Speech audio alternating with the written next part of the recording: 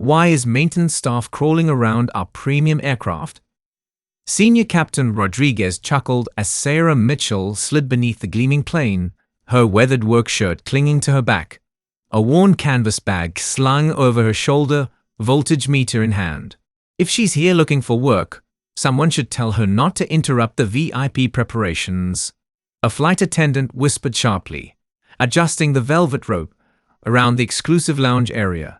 Little did they know, the woman they were mocking would soon be the only thing standing between them and an international aviation catastrophe. Sarah lay flat on the tarmac, ignoring the cutting remarks floating down from above. Her left hand steadied the voltage meter against a critical panel near the landing gear, while her right fingers traced the edges of electrical conduits with practiced precision. To the crowd of onlookers, she appeared to be just another maintenance worker. Her faded uniform untucked, that old canvas bag tossed carelessly to one side like forgotten luggage. A group of uniformed pilots strutted past, designer coffee cups in hand, rolling sleek black carry-ons emblazoned with airline logos. One paused, watched her methodical work for a moment, then burst into quiet laughter, shaking his head as he hurried to catch up with his colleagues. But Sarah's trained eyes had already spotted something that would make their laughter die in their throats. She adjusted the dial on her meter, her expression growing grave as she watched the faint readout flickering across the display. The numbers told a story that no one else could read, a story of danger lurking beneath the surface of this celebration. Heavy footsteps approached, stopping directly above the plane's undercarriage. "Miss, you need to clear this area immediately," came a sharp command from Supervisor Williams, clipboard clutched like a weapon. He stood with his chest puffed out, a cluster of VIP passengers and media crews gathering behind him, cameras jostling for the perfect angle of the brand-new luxury aircraft about to launch its inaugural non-stop flight to London. Williams raised his voice theatrically for the assembled crowd. "This zone is restricted to authorized personnel only.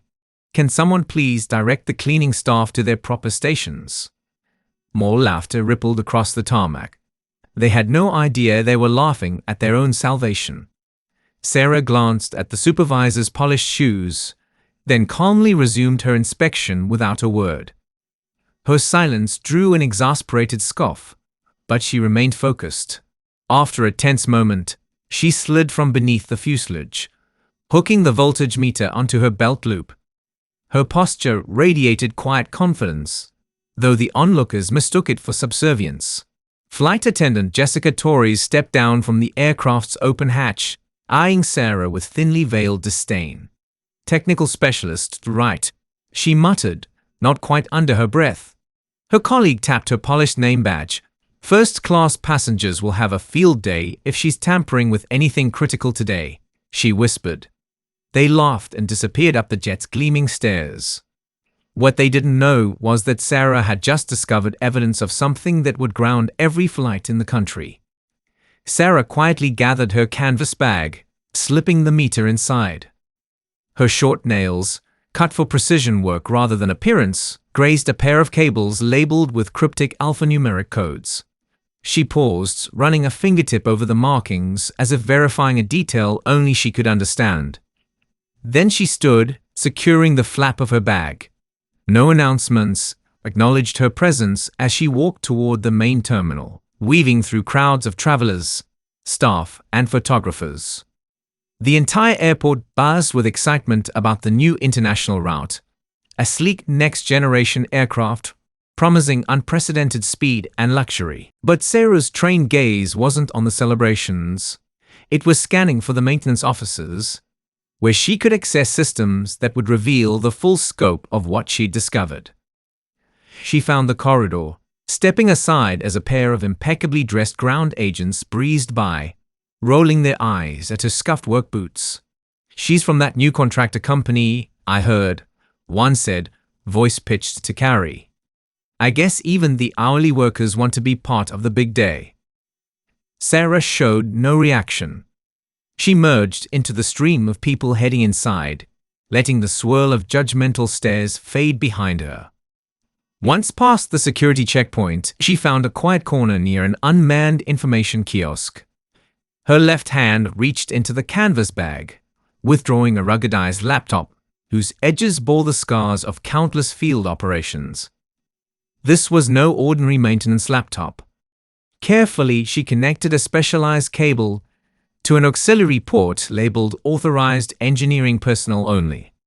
Glancing around to ensure no one was watching, she entered a complex sequence on the keyboard.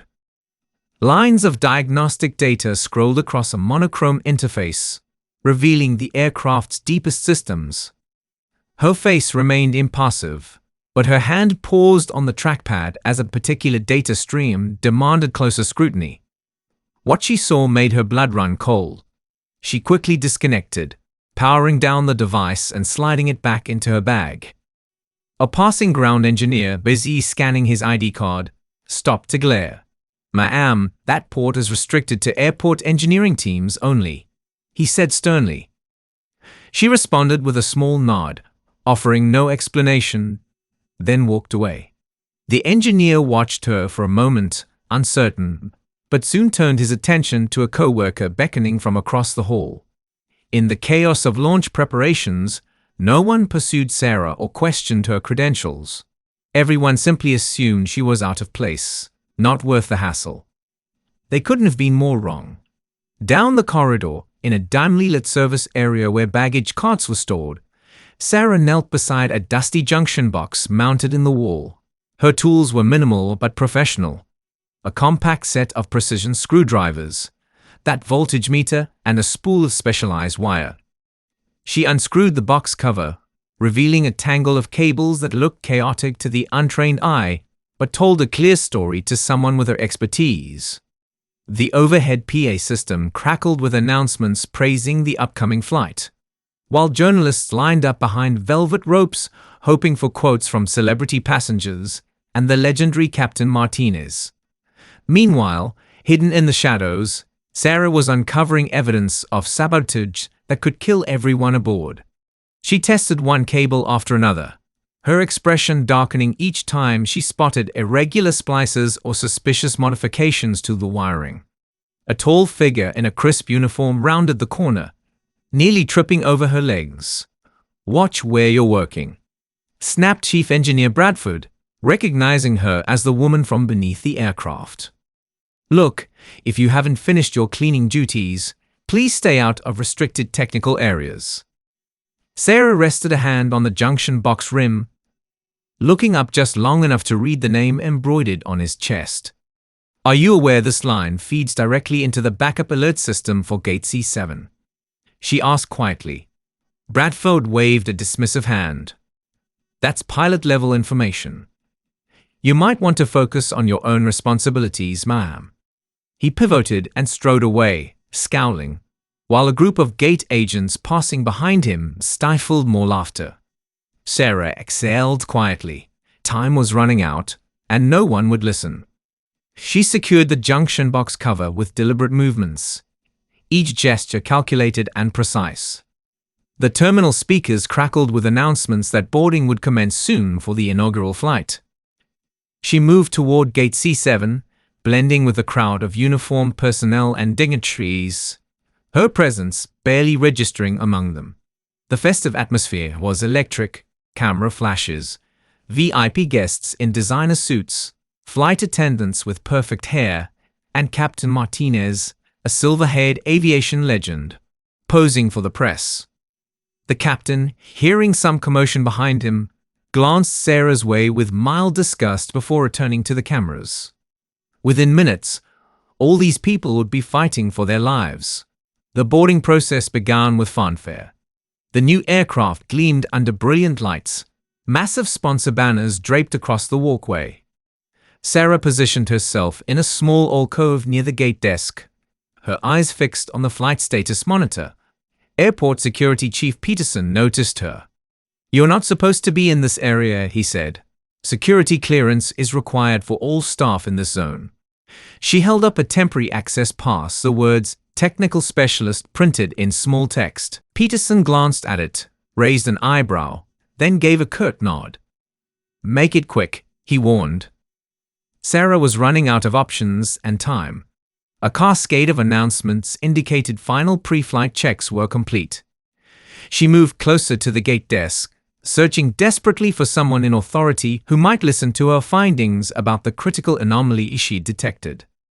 A massive flight control panel stood behind the desk, green and red lights blinking, each representing different safety checks completed. She reached into her pocket for the notes containing references to the dangerous readings from the aircraft's systems. But her attempt to approach was cut short by lead flight attendant Torres, who stepped into her path.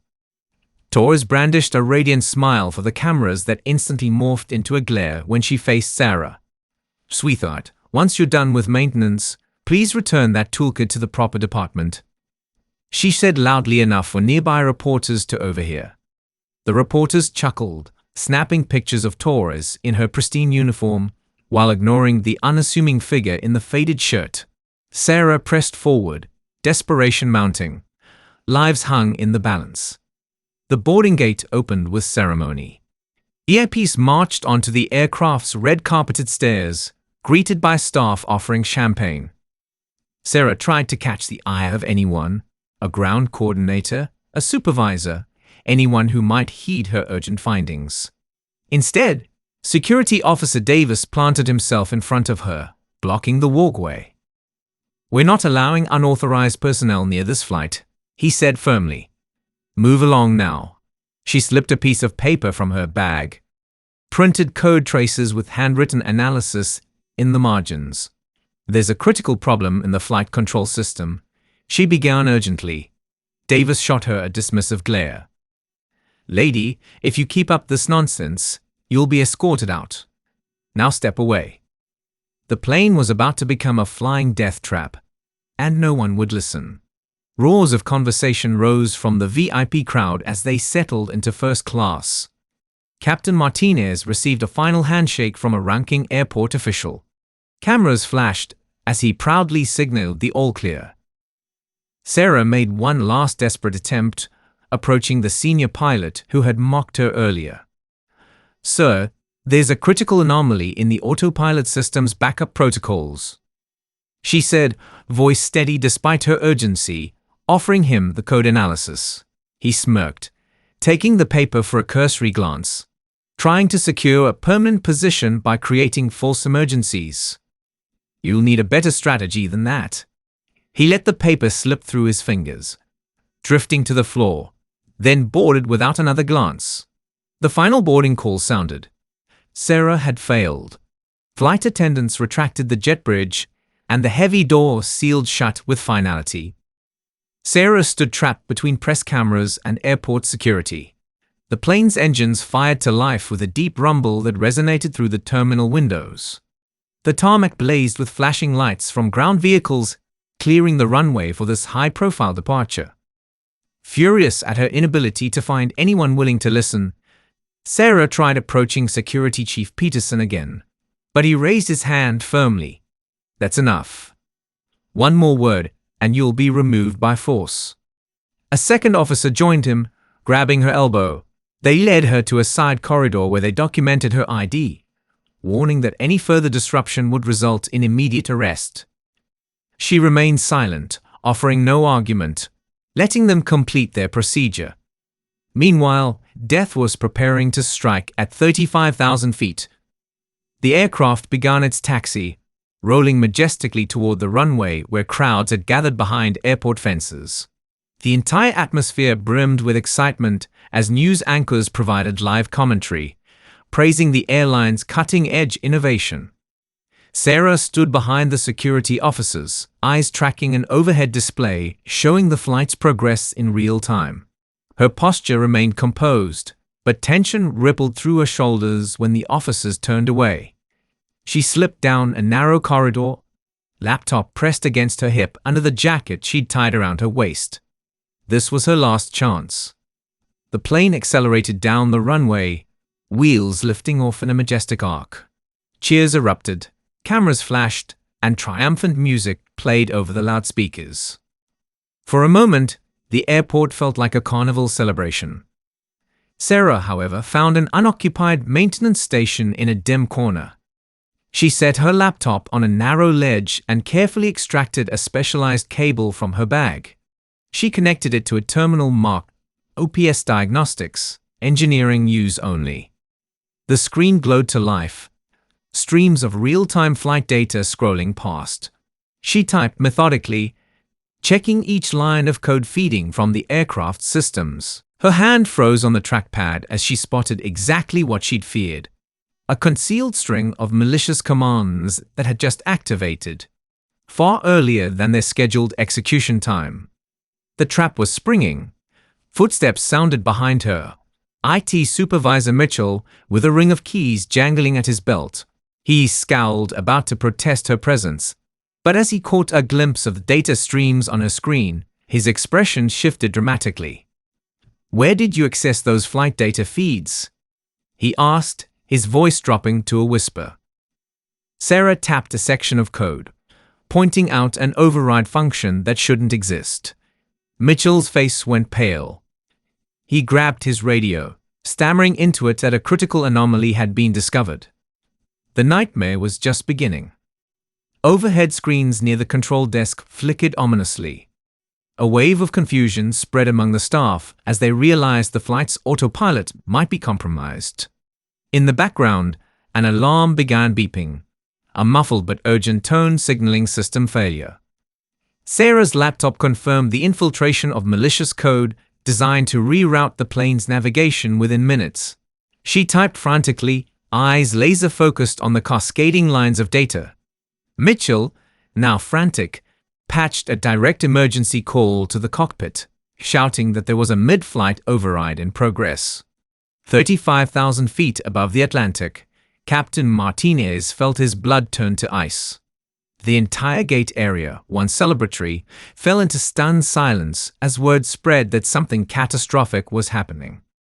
A crackle from the airport speakers carried communication with the cockpit. The pilot's voice, thick with disbelief, demanded more details. Meanwhile, the aircraft soared at cruising altitude, carrying hundreds of unsuspecting VIP passengers toward an invisible digital trap. Sarah input a final emergency command sequence that isolated the malicious code source, preventing a chain reaction that would have completely scrambled the flight management system. But the infiltration was sophisticated. Only half the threat could be contained from the ground. The rest required immediate intervention from within the aircraft itself. They had minutes before the plane would be lost forever. Mitchell relayed the devastating news. If the aircraft continued on its present course for another 8 minutes, the autopilot would lock onto phantom coordinates. The plane would find itself trapped in a digital corridor that didn't exist, with no override capability from the cockpit. Without waiting for authorization, Captain Martinez and his co-pilot sprang into emergency protocols, preparing for an unprecedented mid-flight turnaround. Flight attendants, startled from their routine service, grabbed intercoms to inform passengers that a technical emergency demanded an immediate course change. Gasps and worried murmurs rippled through the cabin as champagne glasses were hastily collected and passengers were instructed to prepare for emergency procedures. On the ground, chaos consumed the once festive terminal. Cameras pivoted from triumphant coverage to frantic speculation. Security officers scrambled, uncertain how this crisis had erupted so suddenly. In her corner workstation, Sarah remained focused on the scrolling code, her laptop indicating that the pilot had successfully switched the aircraft to manual control, a procedure rarely attempted with these advanced automated systems. Through the observation deck windows, watchers could see the plane's contrails forming a wide arc across the sky, pivoting away from its transatlantic route. Emergency crews rushed onto the tarmac, preparing for the aircraft's return. The global press captured every moment as the giant jet touched down less than 90 minutes after takeoff. What was supposed to be a record-setting flight had been reversed into an emergency landing. Fire trucks and paramedic teams surrounded the runway. Inside the cockpit, the flight crew stared at their monitors in stunned silence, reading the sabotage code still partially active on their displays. If the infiltration had gone undetected for 8 more minutes, The system would have locked them out entirely, sending the aircraft toward coordinates that would have led to certain disaster. The celebration had become a near catastrophe. As soon as the aircraft reached a secure gate, the door opened to subdued silence. No champagne, no cameras, no celebration. Captain Martinez stepped onto the boarding bridge, his face ashen, overshadowed by federal aviation officials who had assembled in emergency session. Airline executives rushed in demanding answers. Flight attendants guided dazed VIP passengers off the plane, many still clutching half-finished champagne flutes, their celebration transformed into bewildered relief. Rumors exploded across the terminal about hidden code, near disaster, and last-second rescue. Security Chief Peterson, who had threatened to arrest Sarah earlier, spotted her across the concourse and froze, suddenly uncertain about everything he thought he knew. Within hours, waves of official badges flooded the airport. Representatives from the Global Aviation Safety Board, federal investigators, airport security directors, and airline executives. They quarantined the aircraft, sealing off the entire gate area. Sarah lingered outside the perimeter, standing quietly while IT Supervisor Mitchell explained how she had discovered the infiltration. Her name was repeated in hushed conversations throughout the terminal. Sarah Mitchell, who is she? Managers insisted she was a low-level contractor. Others claimed she was random maintenance staff who had interfered with restricted systems. The confusion grew until one official stepped forward carrying sealed documents. Clearing his throat to address the assembled crowd, all eyes turned to him, including Captain Martinez, the flight attendants, airport managers, and a dense cluster of journalists sensing the story of the decade. The official read from a classified briefing. After thorough review of today's events, we can confirm that Ms. Sarah Mitchell is not a simple maintenance contractor. She was retained at the highest security level by the Department of Homeland Security, in coordination with the Global Aviation Safety Board, to assess emergency response protocols for this new international route. Gasps rolled through the crowd like thunder. Her presence here was part of a classified evaluation, testing not only technical system integrity, but also personnel readiness and professional response protocols under stress. The revelation hit like a shockwave. You may know her by a different title. She served as Chief of Aerospace Security Systems at NASA for 5 years, leading advanced threat detection for both manned space missions and commercial aviation. She consults privately on aviation security for multiple government agencies. The official's voice carried the weight of absolute authority. Today, Ms. Mitchell uncovered sophisticated malware that, if left undetected, would have caused an irretrievable mid-flight catastrophe. This near tragedy was prevented solely by her swift action and her refusal to be silenced, despite repeated dismissals and professional disrespect. A silence so complete fell that camera shutters sounded like gunshots. The flight crew and staff who had mocked her stared in horror, color draining from their faces. Flight attendant Torres, who had called her sweetheart moments before boarding, looked ready to disappear into the floor. Captain Martinez, once so dismissive, dropped his gaze, lips moving soundlessly. VIP passengers, still shaken from the emergency landing, watched with mixture of awe and confusion, trying to reconcile the quiet woman in worn work clothes with the powerful expert described by the official. Sarah stood behind the ring of officials, her posture unchanged, even as revelations swirled around her. She made no speech. Her face remained calm, eyes flicking over the stunned crowd with neither triumph nor accusation. One of the top airport executives stepped closer, stammering out apologies and questions about the covert approach. Another official answered, "We needed to observe how staff would respond to someone they perceived as unimportant. We needed to evaluate not just technical safeguards, but cultural readiness to heed valid concerns regardless of their source." The investigation that followed rocked the entire aviation industry. Teams of experts examined the aircraft's systems, confirming within hours that the infiltration was sophisticated malware designed to hijack navigation at the most critical flight phase. Airline leadership reeled, grappling with how their flagship route had nearly ended in international tragedy.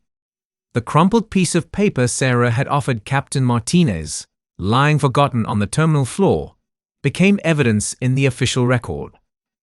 So did the dismissive remarks captured on dozens of cell phone videos. The entire incident exposed a toxic culture that dismissed people based on appearance, even when those people were the only ones standing between safety and disaster. By midnight, a line of contrite staff formed outside the conference room where Sarah was giving her official statement. The pilot who had joked about her cleaning duties lingered near the back, hands shoved deep in his pockets. Flight attendants who had whispered about first-class passengers hung their heads, waiting their turn to issue formal apologies. Each time someone stepped forward to speak with Sarah, she accepted their words in silence, offering a single nod before they shuffled away. No confrontation, no lengthy lectures. She didn't need them. Her presence alone had shone a harsh light on the arrogance that nearly cost lives. In the days that followed, a global investigation transformed the industry. News outlets everywhere replayed footage of the aborted flight. Anchors referenced the unknown maintenance worker, who turned out to be one of NASA's top safety experts. Additional reports revealed that Sarah was also a strategic consultant for defense agencies, with a track record of saving multiple space missions from sabotage and guiding emergency protocols for advanced aircraft systems. The question echoed worldwide. How did an entire terminal treat her like a janitor? Why was every single person, from managers to flight crews, so quick to judge by appearance alone? Industry leaders scrambled to respond. Top executives from multiple airlines announced immediate retraining programs. Panels convened to re-evaluate background check procedures, chain of command structures, and especially the cultural attitudes that led to dismissing critical warnings. The incident sparked soul-searching across the aviation world, culminating in a resolution from the Global Aviation Safety Board mandating respect for all personnel, from ground crews to senior technicians, reminding everyone that safety can depend on any voice. Awards and honors began accumulating in Sarah's name. Journalists championed her as a modern-day hero. The National Aviation Society nominated her for the Medal of Aeronautical Excellence, praising her swift intervention under impossible circumstances. A ceremony was scheduled in the airport's central atrium to recognize her contribution. By then, many employees who had insulted her had been suspended or demoted. Some resigned, unwilling to face the new environment of accountability. Others offered heartfelt statements of regret, acknowledging how catastrophically they had misjudged her. On the day of the official recognition, the airport's main concourse was lined with media representatives. A podium stood near the entrance to the same gate that had launched the nearly doomed flight. Banners displayed the airline's new motto about unity and respect. Government officials arrived with appropriate ceremony, praising the swift action that saved hundreds of lives from certain disaster. At last, Sarah stepped forward to accept the honor. She wore the same style of practical work shirt, though slightly neater, dark slacks, and the same canvas bag over one shoulder.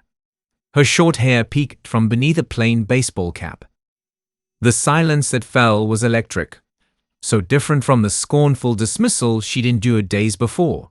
A senior official handed her a commemorative plaque, angling the microphone for her speech. Sarah held the plaque, gazing at the crowd. Reporters waited for a triumphant statement. Dozens of pilots and ground crews stood uncertain whether she would condemn their earlier behavior. Instead, she offered a simple line that would echo through the industry for years. Anyone can be a hero if you're humble enough to listen to the people no one else sees. Then she stepped away. No further words, no dramatic flourish. The entire terminal seemed to exhale before applause rose in a wave carrying traces of awe, guilt, and hope for a transformed industry. The aftermath changed everything. In the following weeks, the airline offered Sarah a prestigious position. Global Director of Aviation Safety, with an extraordinary salary and sweeping authority. They desperately needed someone with her expertise to rebuild public trust. But Sarah politely declined. Her mind was set on continuing her mentorship of young engineers, especially those from underrepresented backgrounds who struggled to be heard in traditional hierarchies. She established a fellowship program in partnership with NASA and private aerospace donors, focusing on nurturing quiet talents who might otherwise be overlooked. While the aviation industry reeled from the transformation, she moved on, stepping out of the limelight the moment her work was done. Yet her influence didn't vanish. In the newly renovated halls of the International Terminal, a brass plaque appeared near the security gates. You don't know who is saving your life. Honor every uniform, especially the simplest. Passengers paused to read it, some recognizing the reference to the near-disaster flight. Pilots too lingered there, reflecting on how easily they had dismissed a woman who proved more qualified than any of them. The aftershocks of her quiet heroism reached every corner of the globe. Airlines revised their training manuals, embedding mandatory sessions on professional respect and open channels for reporting anomalies. Flight crews learned never to underestimate a voice of concern, whether that voice belonged to a senior engineer or a brand new hire with scuffed shoes. The day she saved them from sabotage became a case study in aviation programs worldwide, a testament to the power of humility and the danger of professional arrogance. Months later, in a lesser-known corner of the airport, a newly hired technician carefully checked cables near a boarding gate. Though the terminal buzzed with travelers, few seemed to notice the young woman kneeling with precision instruments. But if they did, they might recall Sarah Mitchell's story, how the quiet ones might hold the key to everyone's safety. Indeed, the airline's new policies actively discouraged staff from ignoring or ridiculing anyone, regardless of appearance. A sign affixed to the wall read, "All staff have a voice here. Let them speak." Sarah slipped away as she had arrived, carrying her canvas bag, departing through a side exit with minimal fanfare. A few employees aware of her true identity watched her silhouette vanish past a security door, sensing both an ending and a beginning in the same breath. The same terminal that once treated her like a janitor now stood forever changed by her presence. The lesson remains etched in aviation authority logs worldwide. Review boards replay the scenario, how sophisticated malware nearly hijacked a plane full of VIPs, and how a woman disguised as low-level maintenance staff prevented international catastrophe. They highlight the chain of missed opportunities, moments when a single question or an open mind could have changed everything sooner. They underscore an unshakable truth. Appearance never guarantees competence, and the simplest attire can conceal the most brilliant mind. In the end, whispered among airport staff, both new and old, one memory lingers. Be careful who you overlook. Travelers hurrying through the gates sense a subtle shift, genuine respect from flight attendants, willingness from pilots to address any concern, no matter how small. It's the lasting echo of Sarah Mitchell's day at the terminal, the day a quiet figure saved them all from global aviation disaster. And in that echo, one truth resonates. The woman they once dismissed as a janitor was the one who saved them all. Sometimes the most important people are the ones no one notices, until it's almost too late. If you enjoyed this story, don't forget to hit the subscribe button and become a part of our Everyday Life Stories community. Where are you watching from? Drop a comment below. We love hearing from our amazing viewers around the world.